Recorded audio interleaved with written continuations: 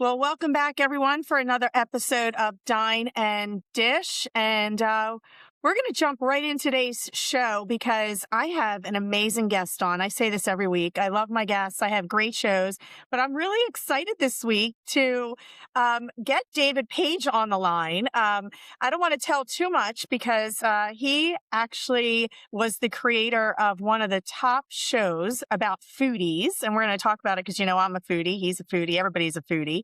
But David, welcome to Dine and Dish. And thank you for being on the show this week. Well, thank you. I obviously cannot live up to the glorious introduction, so it's been great. Thank you. Yeah. I actually, it's funny. You bring up diners. I literally, after posting a clip online today to promote my podcast, I got a message from someone who said, if the people on this site knew you created diners, drive-ins, and dives, they would shun you like the plague. So it's not necessarily an honorific in every circle. Yeah. Well, I think it's very cool. And when we get to talking about the show, I'll have to tell you what I did. But for everybody listening, I'll give a quick, actually, you know what? I'm going to let David introduce himself. He could probably do a better job. But David, how's it feel to be on the other side of the mic? Because, usually you're the one doing all the interviewing and talking. Oh, it's so intrusive. That's fine. I enjoy, look, anyone who's been in this business long enough has some level of ego. So thank you for wanting to talk to me. I hope I have something worth saying. Yeah. Yeah. Well, I feel the same way. When people ask me to be on the show, a couple of weeks back, they had me go out and be a guest speaker for this big event in DC. And I'm standing up there and I'm like, you guys want to hear my spiel? Thanks for inviting me to talk. Yeah, hey, listen, there's nothing wrong with imposter complex. Exactly. So why don't you kick off the show, talk about who you are, what you did, and then we'll jump into diners, drive-ins, and dives, which I'm excited to talk about. Well, thank you. In one form or another, I've been a journalist for 50 some odd years. I started out at a little radio station when I was still in high school. Over the years, I followed a very traditional journalistic path, local television. I joined NBC News. I got sent internationally, covered a bunch of really cool stuff there. Came back to the States, ended up going to ABC, where I was a show producer. I was the senior investigative producer of 2020. I was one of the control room producers for Good Morning America. And then, because in this business, you are the last thing you were, I became a food journalist because I started doing food stuff for the Food Network, and then I created Diners, Drive-ins, and Dives. After that, I wrote a book, Food Americana, about how we created an American cuisine from the foods of other countries and cultures. And now that I'm a food journalist, as opposed to an international journalist or a political journalist or an investigative journalist, I mean, you are what you are. I now do a podcast, Culinary Characters Unlocked, which kind of takes me back to my radio beginnings, because I talk to chefs and restaurateurs once a week, and I'm having the time of my life. Yeah. I have to tell you, I never thought I would get into doing a podcast. For years, so many people said, God, you have such a big personality. You're always, TV. I'm doing so many different things, interviews. And they said, you should jump in and do a podcast. And a year ago, a friend of mine had mentioned, let's do it. Let's get in and talk about food and restaurants. And, I'm the restaurateur. She was kind of the Michelin trainer. And we started this podcast together. And then she kind of went her way. I went my way. And I turned it into more of let's meet the industry. There's so many amazing people out there and so many amazing stories and restaurateurs and just like you, and everybody has a story. And I never thought a year later I'd still be doing it, but it's super fun. It kind of became my hobby. and you're doing it so well. So see, it was fated. You never know, right? You never know.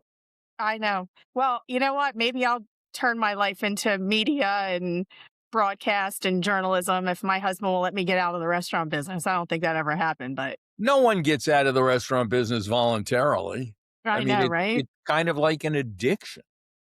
Yeah.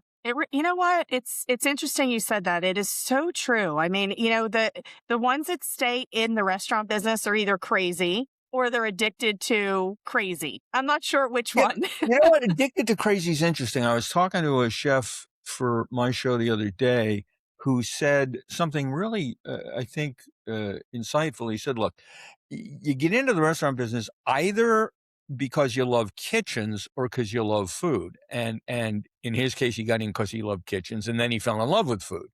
But there is, and the public is now more aware of it. Shows like The Bear have kind of put a gloss on what goes on in the kitchen. But for years, it was kind of a secret. Well, until Anthony Bourdain wrote his initial book, which was probably, I don't know, 30% true. But so now the excitement of the kitchen and the craziness of the kitchen is seen as alluring, but it sure does attract a unique group of people. Yeah.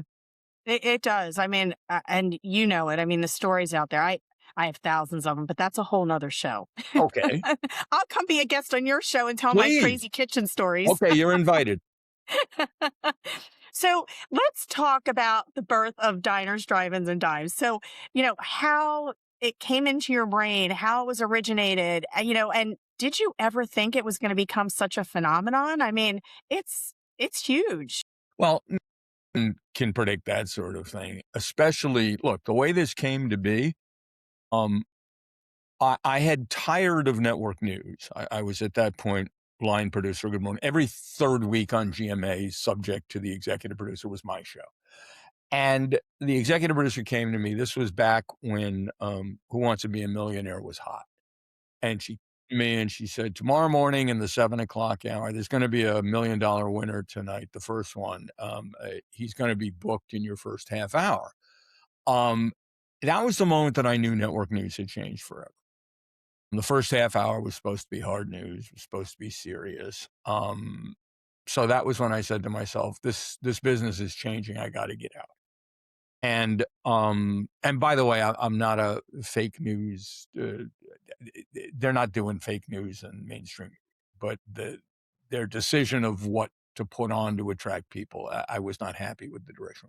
So I left, took a job running the TV ops for a home shopping channel out in Minnesota because I wanted to be with a publicly traded company and be a big shot. And that lasted 10 minutes because I hated it.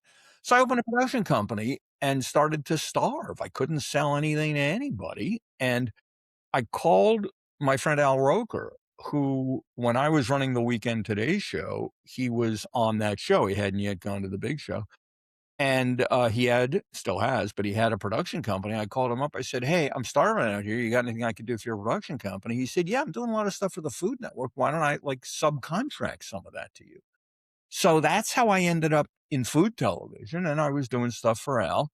And we both knew I wasn't going to get rich with him subcontracting to me. So I started talking to the network directly, and they didn't like anything I was pitching.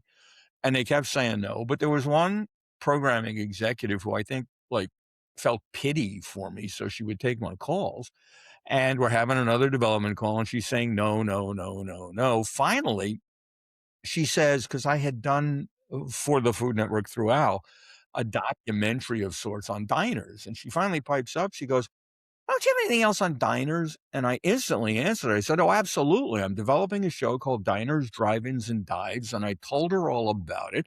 And she said, that sounds good. This was late on a Thursday or Friday. She said, we have a development meeting Tuesday. Get me a write-up on Monday.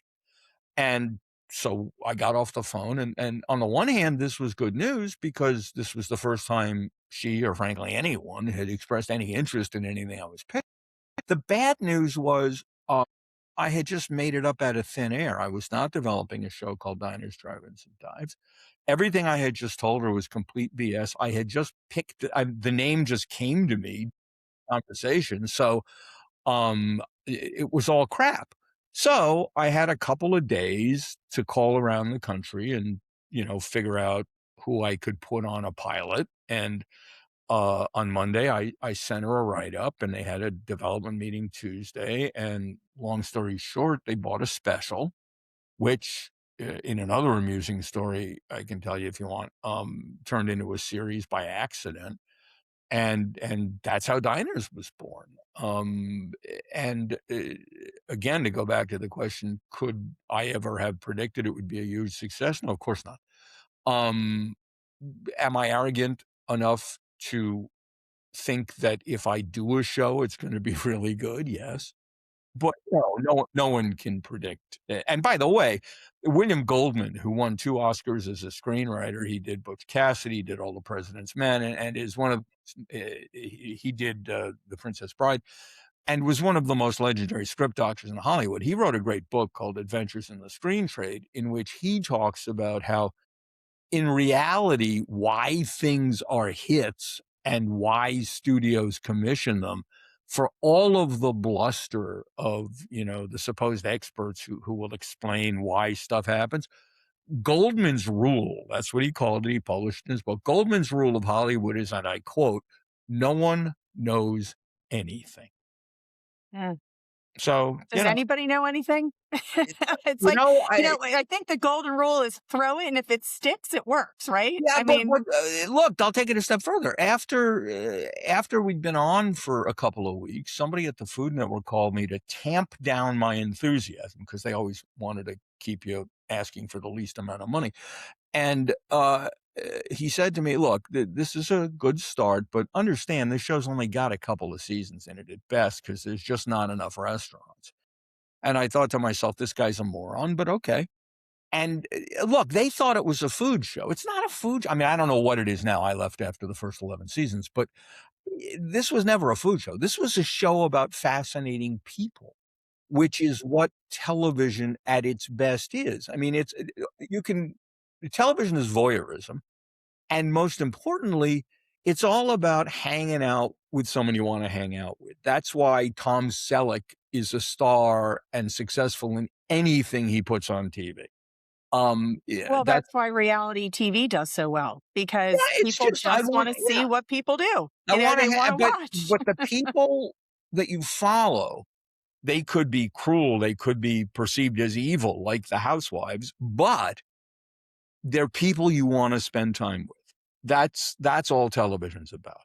And in this case, I had a host people wanted to spend time with, and I booked guests that they wanted to spend time with. That's what the whole show was. I mean, food was a wonderful vehicle to get there. But it's just, hey, here's a companion. Yeah. Well, it's funny when I was doing research when we decided to have you on the show and reach out. I was doing research for the show and your background and to put questions together and, just to kind of make an agenda for the show. And my husband, who's my partner, he's like, "Oh, you need to send them an email. You need to get So we have a bunch of different full service and fast casual restaurants. So you inspired me to send an email. I mean, I would never normally do this, but he's like, "Oh, you need to send an email. We need to have Guy Fieri come out and taste our chicken because, he just did a new chicken concept that, his Guy Fieri chicken Is and he his coming famous out? sauces." Well, I don't know yet. I just did it. I just did it yesterday because I said, "You know what? David's going to be on the show. I'm going to send them an email and say, come try our BB's chicken." So my husband just launched, he's been working on this concept for years and we named it after our daughter, Vivi.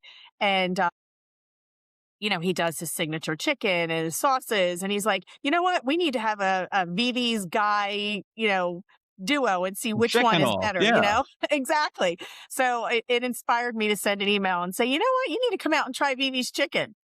Damn So straight. exactly, exactly. And it's funny, you mentioned the Housewives. I guess you're not a fan of the Housewives, huh? What'd No, you but I call them? understand Evil? why. I'm not a fan of most reality television because can I swear on your podcast? I mean, you can if Okay, you want. it's all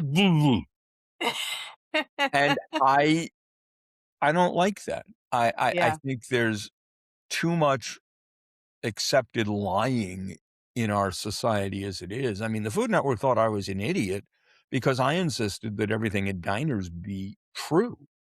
And they didn't care. It was to their minds, it was entertainment. I held the editorial content of the show to the same standards I held investigative pieces to a 2020. I just don't like BS. I don't like passing. Yeah. Well, I think a lot of reality TV is so scripted. They say it's semi-scripted, but they want the viewer. So, they want the yeah, drama, they no, want the BS because they want and people to look, watch. that includes all sorts of genres. I mean, when you go to HGTV and people are looking at 3 houses to decide which one to buy, they've already selected their house. It has Of to be course. under contract, and then they find 2 others, and they all pretend to look at I just look, Yeah. I've been in this business too long to be thrilled when people in fact, I'll tell you something. Early on in Diners, like, literally the first week we were working on the show, I had hired a number 2, a senior producer, who came from reality, and she started talking about making Frankenbites. And Frankenbites in the business are when you take 2 parts of something someone said and you edit them together to make a completely different meaning. And I said, "We don't do that." And she was horrified to the extent that she apparently got drunk, called me at home that evening and railed about it. And I told her, "Well, then I accept your resignation." And she called me Mhm. the next day and said, "No, I didn't quit." I said, "Yes, you did." So Yeah. Well, it's very interesting because last year we put together a show. So we just created our own show called DiMeo Dynasty. And it's going to be out this year. Actually, we just got the first 2 episodes this week. It took a year to put together. It's going to be where's 8 episodes. It takes forever. I mean, where can I find it? it's going to be on every network but Netflix. So it'll be on Tubi, Peacock, Hulu, like every network but Netflix. Because I mean, obviously, Netflix, they want to own Yeah, you, well, but exactly. So we partnered with Fubu, which is For Us by Us Studios. They produced it. It's going to air. It's also going to be on the Dining Empire Network, which I partner with my very good friend Christine Curran out of Florida. So it's actually going to air this summer. But that was the one thing that I said when we started this project. We said, I want it to be authentic. I want it to really show our family and what we do. And I know it has to be semi scripted, but I do not want to I don't want the fighting and the drama. It's really got to be hey, about you were our able to sell business. a And reality show without fighting and drama? More power to you. yes, we didn't have actually, well, the only fighting and drama that could be would be between my husband and I. And I think for the week that we filmed, we did a pretty good job. Actually, I said that to the producers. I said, you never know what my husband Jannar is going to say, but we'll see how he does. But he actually enjoyed it and it went really well. But that's a whole nother, again, we're going to digress and we're going to talk about so many different things, but I want to talk about, you said that you've been in journalism and you've written about so many amazing restaurants and you became this foodie space. But let's jump into what makes a restaurant memorable, because I mean, I'm in the restaurant space. So to get your feedback of the information that you've collected through the years and the journalism and the stories you've written, I'd love to pick your brain and talk about storytelling and hospitality. Well, I know that storytelling is kind of the big buzzword among restaurateurs these days. You have to Hmm. have a story. I'm not sure that I know what that means, but it's something that's the hip phrase. I think that's the thing now, right? Like Yeah, that's that well, very in right now, especially there's 2 yeah. keywords being thrown around now, Yeah. storytelling and experience. People want an Mhm. experience. Okay. To my mind, the most important thing at any restaurant is a sense of fair value. Now, that can be it doesn't matter what price range the meal is at. I've had a $2,000 meal that I actually thought, given, it's a once in a decade thing, that I thought was worth $2,000 at Guy Savoy in Las Vegas. I've had a $2,000 meal I thought was garbage at 11 Madison Park in New York. Oh, you know what? My husband thought the same.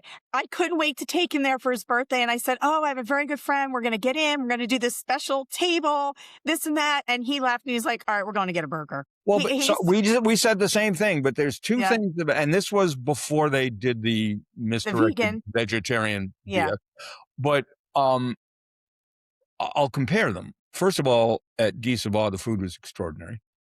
Secondly, the service was impeccably, authentically pleasant.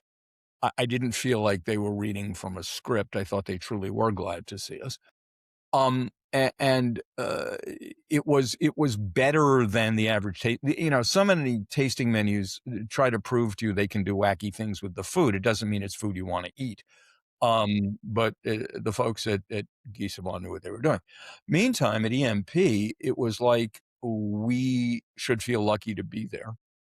The shtick from the servers was clearly rehearsed. Even and they offered us a tour of the kitchen, and for 10 seconds we felt special until we got back there and realized everybody gets a tour of the kitchen. It's all done the same. It was all performative. I didn't think the food was that great either. Now, having said that, I think the quality of the service is actually more important than the quality of the food. You can't give people bad food. And but authentically making someone feel comfortable and welcome and having a server that's responsive, whether it's a burger joint or 11 Madison Park, I think the hospitality aspect is the single most important element in a successful restaurant. Personal opinion. Yeah. I 100% agree. I mean, I say it all the time. You can have the most amazing food and horrible service, and people still will leave complaining that they had the worst meal ever. Or you can have very average food, which it's still good, but have the most amazing dining experience with hospitable people, and just that whole experience where you feel welcome, and they know your name, and then it makes you want to come back and come back and come back. And it's so important. I mean, even when we're building restaurants, whether it's full service or fast casual, it's really about, I say it, the fund, farewell and welcome to the restaurant. I mean, even when I'm there and I'm working the door and the floor, like, I make sure I go table to table and make everybody feel very welcome. So, I agree with you. And it's funny because when I get to the end and I asked you the lightning round questions, that was one of my questions for you was, are you the food, or are you the service? Because Look, I service, want the best food I can get. Um, but I think nothing's more important than hospitality. And I also think you have to every restaurant makes a promise. The question is, did they fulfill that promise? Uh, Guy Savoy promised an impeccable, extraordinary, at the time, 2 Michelin star, I don't know what they have now, meal that will delight you, and they succeeded. 11 Madison promised the same thing and didn't. It's like going to a burger joint. What are you promising me? Is this the best burger ever? Is it a great burger on the go for a low price? What is it you're telling me I'm gonna get? Then did you do what you said? I mean, I loved, the last New York Times food critic, whose name will now escape me, and that's embarrassing because Pete Wells.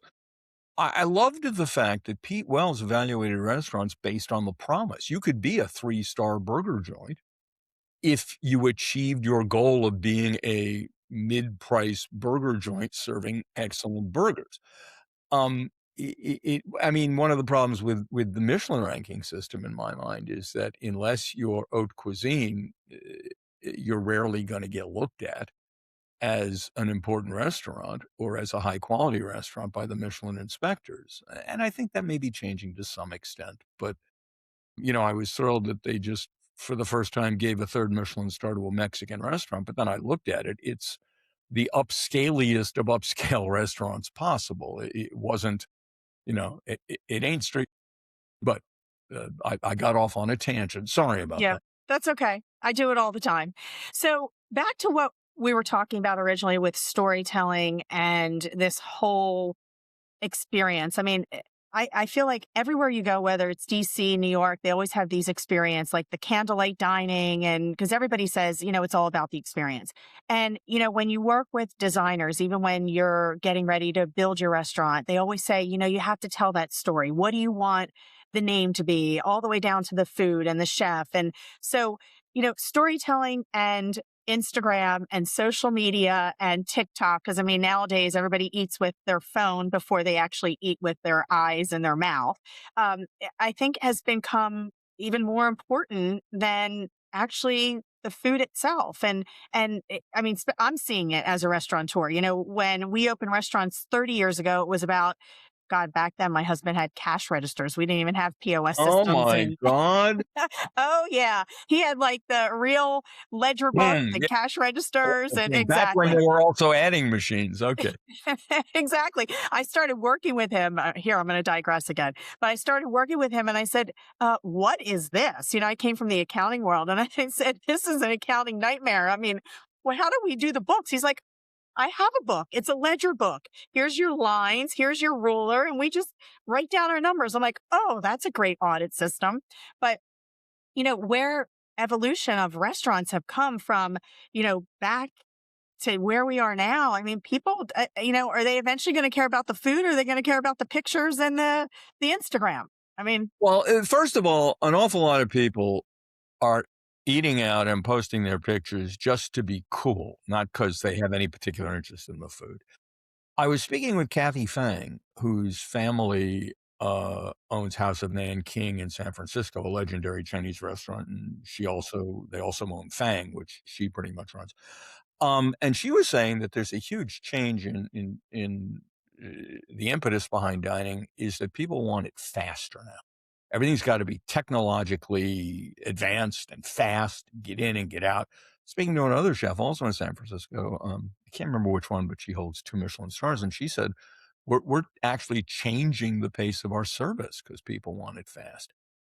Okay, but if you're going out for a great meal, can't you just shut the hell up and enjoy yourself? I mean, you know, you got tables full of people all looking at their phones, not even talking to each other. And from biblical times, food has been the way we gather and talk, interact, and share our souls. I mean, look, when I first moved internationally for NBC, this was pre-internet, so you didn't have easy access to information, and I didn't know I never expected to leave the country, and when they asked me to move overseas, I didn't know anything about most of the places I was suddenly supposed to report on, and I quickly learned that one of the best ways to start to get a feel for a country and a culture was through its food and through dining oh, for with sure. people, you know, from that culture, and, you know, you learn, like, why is the signature dish in Strasbourg, France, choucroute, which is a Germanic plate of sauerkraut topped with pork.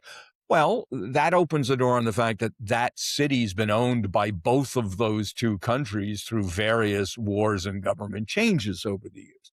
Why in Tuscany do they serve so much wild boar?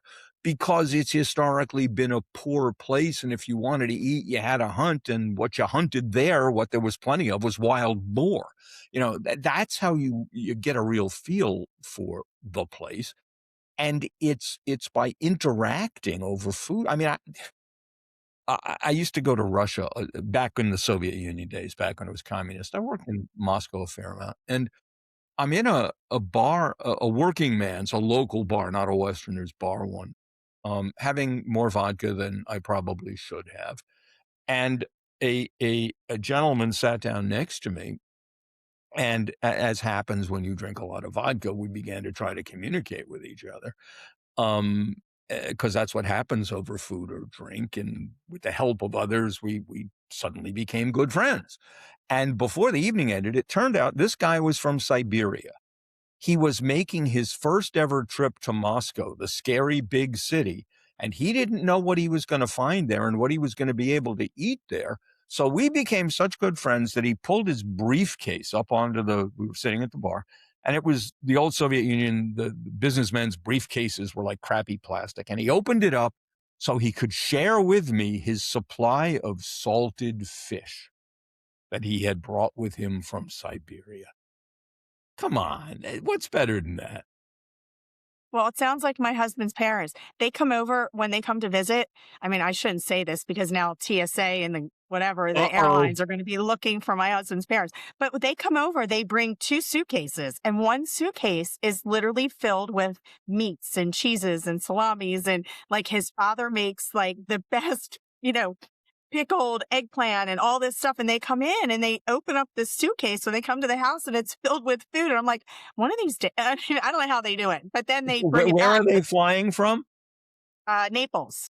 Oh, God. So his whole family lives in a small town in Monte de Procida, which is right across from Ischia, really close to Naples. We're actually going next week. We go every summer to visit his family. His sister lives there with his nieces. So his entire family's there. His brother's the only one here in the States with him. So he only gets to see them when they come here or we go there. And now they're getting older where they can't travel here. So we go there more than they come here. I But shot a when you doc talk about the suitcase, it makes me laugh because they would literally be picked up at the airport and they'd have suitcases of food because they used to say the food's not so good here unless they eat at our restaurants, and we're Yeah, cooking for but them. look, I shot a documentary in Naples and ate very well. And as you well know, most Americans have no idea what real Neapolitan pizza is. It's soupy, it's not crisp, and if it sits on your table for more than 30 seconds, my friend Tony Gemignani, who runs the pizzeria Napolitano in San Francisco, ranked #2 in America, Tony says if it's on the table more than 30 seconds, he'll pull it and bring him a new one because it doesn't, you can't deliver it. It degrades, but God, it's good. Oh, what good food. Well, I got to tell you a funny story. We're talking about pictures.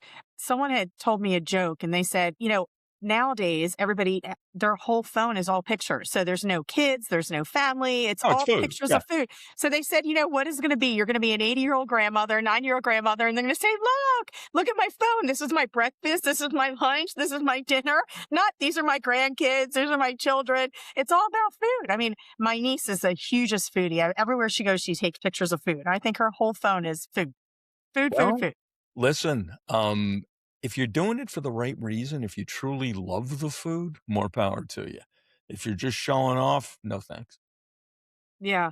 All right. So we have to talk a little bit before we run out of time because every time I do these shows, I get to like 30 minutes and I'm like, how do we talk 30 minutes already? But let's talk about your podcast. I mean, I got to hear about it, why you started it, different conversations you've had and fill me in a little bit.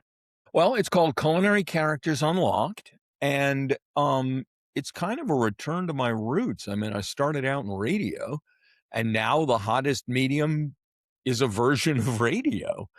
Uh, and I've always liked the one-on-one interview, and I spent many, many years basically having to cut those interviews up into little pieces for daily journalism or even magazine journalism.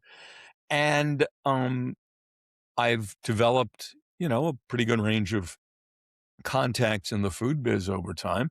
So this is my opportunity just to remain relevant and do what's currently in vogue. And you get to meet great people. I And mean, meet look, I wouldn't have met you. Well, same here. And, and I think because of my diner's credential, I'm able to book way above my weight. I mean, good God, Nancy Silverton was my first guest, followed by Drew Nieporent, Dan Barber.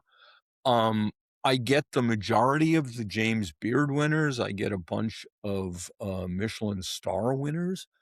And I find culinary folks to be absolutely fascinating. First of all, they're passionate people. Secondly, for the most part, they're people pleasers. So they're delightful conversationalists.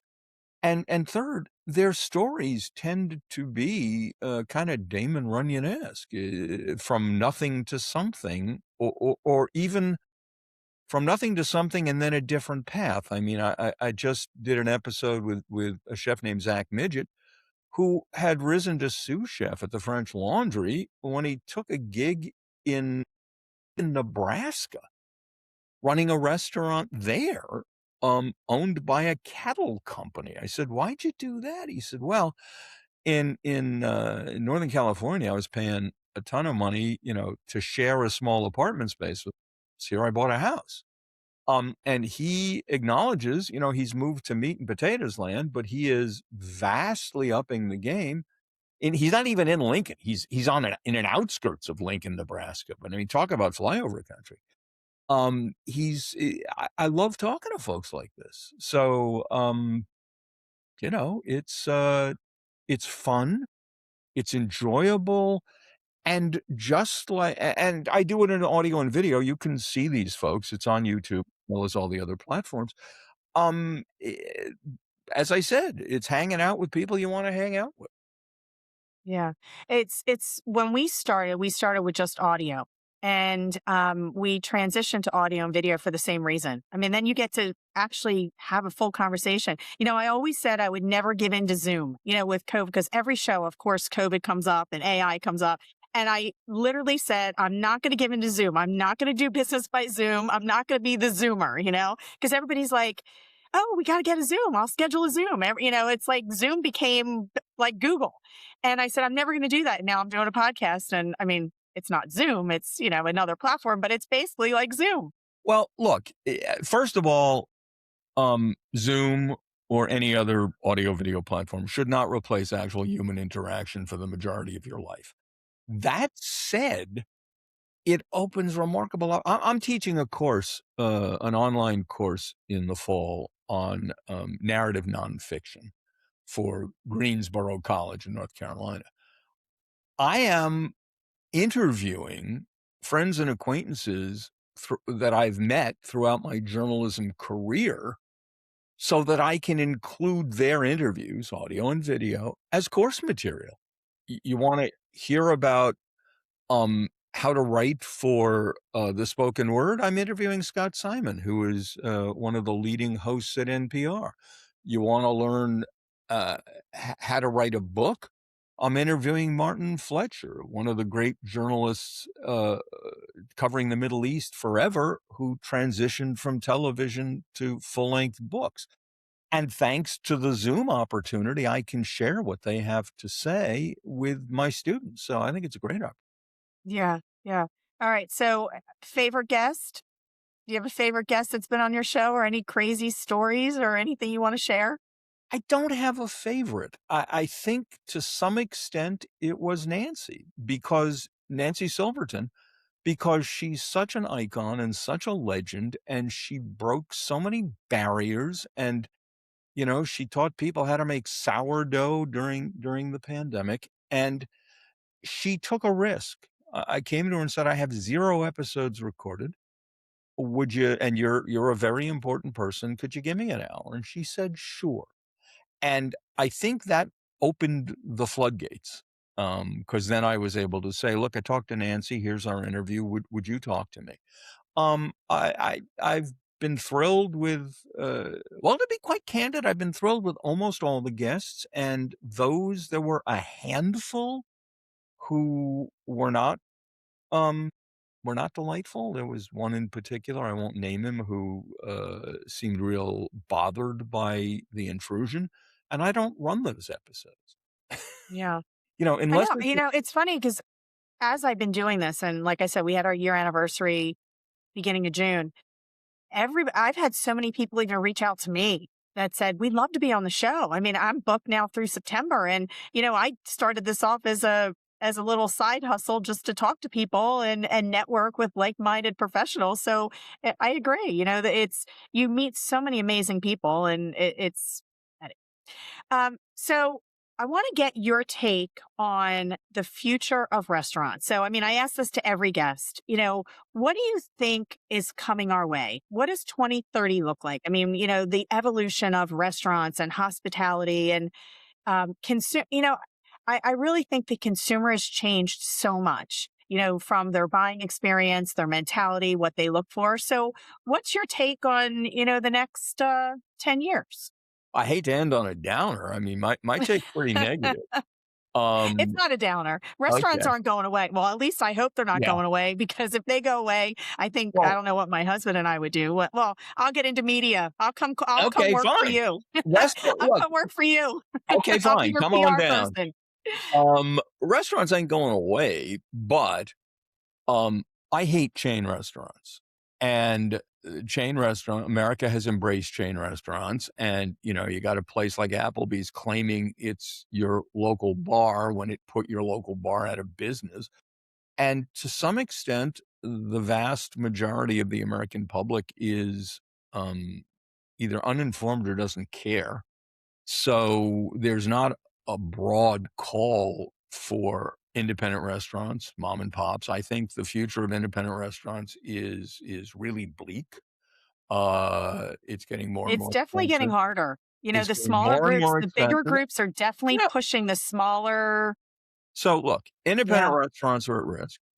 Um, Americans don't seem to acknowledge the fact that food ain't free. And while they'll pay more for a pair of shoes because, they have a brand name on them, they're really resistant to restaurateurs charging what they need to charge to make a decent meal.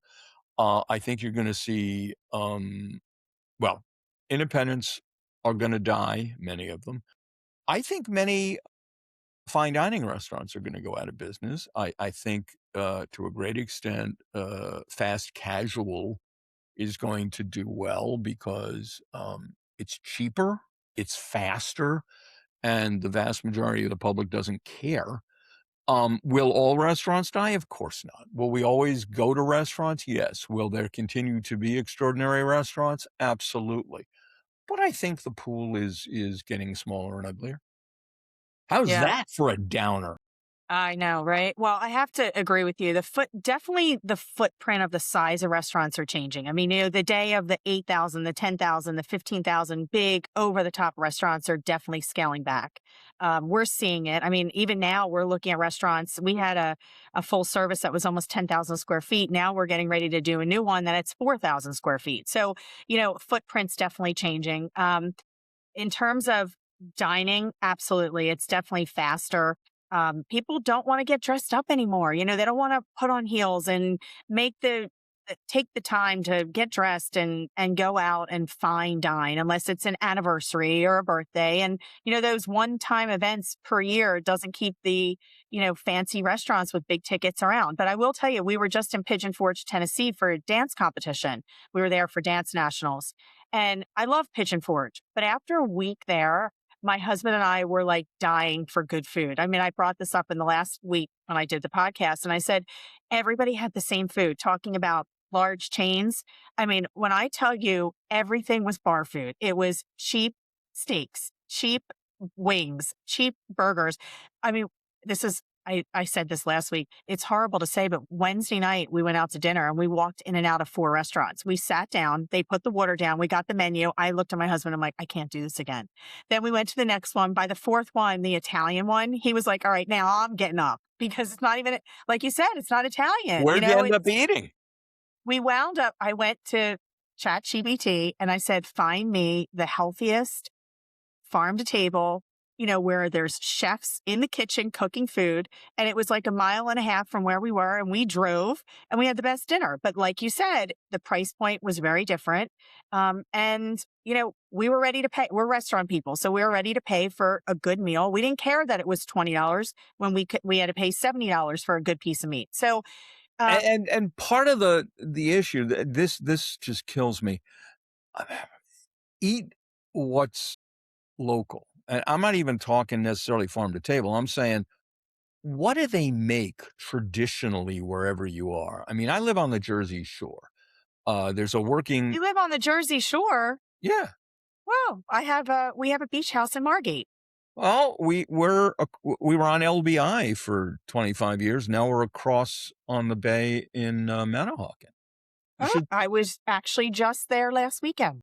Well, you should stop in. We'll get together. I I'll, didn't ma- even I'll, know you were there. I'll We make were it. literally around the corner. We drove through there. We were at a party in Brick and we drove through there because my husband and I are getting ready to relocate to Jersey. And we said, maybe we should move a little closer to the Jersey area. You should And come. You should buy a place down here. My wife's a realtor. it's We'll take good care of beautiful you. Oh, there. it's It looks like gorgeous. Nantucket. I used Yeah, to have a home in and Nantucket. but interestingly enough, well, to make the point I was going to make, we have the greatest scallops and tilefish and tuna that come right off the boat at the northern tip of Long Beach Island. And if you go into a restaurant during tourist season, you see tourists eating fried Indonesian shrimp. Good God. Why, eat what's from here. If you're Hmm. in Tennessee, eat burgoo. If you're in, gonna eat barbecue. And look, the lines are getting blurred now. They're selling Central Texas barbecue in North Carolina, which annoys me. There's a long culinary tradition almost every place in America. If you're someplace, embrace it. That's the best of what they have to offer, not fried chicken fingers. Yeah. Well, I hate to say this, but we're running out of time and we No, have to. I know, right? Well, I'm coming to visit you because I please, love where I'm you live. serious. I'll make you some Yes, I'm scallops gonna. that will knock your socks off. Oh, we're gonna definitely do this thing face to face. But before we go, I always do lightning round, really Okay. quick question. So here we go. Your favorite regional food? Central Texas brisket and New York lox bagels and cream cheese. Oh, okay. Bagels. My husband loves a good bagel and lox sandwich. Most underrated food city in America? Newark, New Jersey. They got the Ironbound with Portuguese and Peruvian and Hobby's Deli, which is as good as any in the country. Wow, I can't believe Newark. We're actually going to be flying out of there. So maybe we'll go early and we'll eat. I would have never thought to eat in Newark. I'm telling you, Hobby's Deli, right across from where they play, where the hockey team plays, is as good as any deli in America, family owned forever. Phenomenal pastrami. Wow. So I actually had, again, I'll digress for a second. I actually had, I don't know if you know the Salad House, Joey Chaffee. His You know, family, I think I included him in my book. wow. So his family has a deli that's been, I think, really close to the Newark area for almost, I think he said 60 years. Which one? So a family deli, Chiaffi Deli. I'll be damned. I don't know it. Yeah. Okay, Yeah. have to try it. All right. So I need to ask this. What's your favorite diner? The TikTok on Route 3, just across when you get out of the Lincoln Tunnel. By Hackensack? I'm Close to dead. Hackensack? Everything's close We've to been there. Hackensack. It's Hackensack. It's right We've through been the there. yeah, My right brother across the is a Lincoln Tunnel. Yeah. yeah, my brother's a transplant surgeon at Hackensack Hospital, so it's really close. I've been there a few times. And they really make handmade food. And if you overlook the ugly incident where the owner or former owner was alleged to have murdered someone, it's a great place to go. Oh, Yeah. okay. Well, Yeah. interesting. Well, for everybody listening, you know where to find me. DMs are always open. We're on LinkedIn, restaurantdiva.com. And David, if anybody has any questions for you or wants to reach out to you directly, where can they find you? Go to culinary charactersunlocked.com. There's an email link. Also, you can find Culinary Characters on Instagram, on Threads, on TikTok, and Facebook. So I'm eminently reachable. Get in touch. Always glad to hear from folks. Great. And what do you want to leave us with today? If there's anything, your biggest lesson you've learned or anything that you want to share with the listeners, what do you want to listen? What do you want to leave us with? Don't let independent restaurants die. I love that. Thank you. Hey, thank you. And David, you know what? Thank you so much for being on the show. This was a pleasure. It went so fast. We have to do it again. And I'm coming to, Absolutely.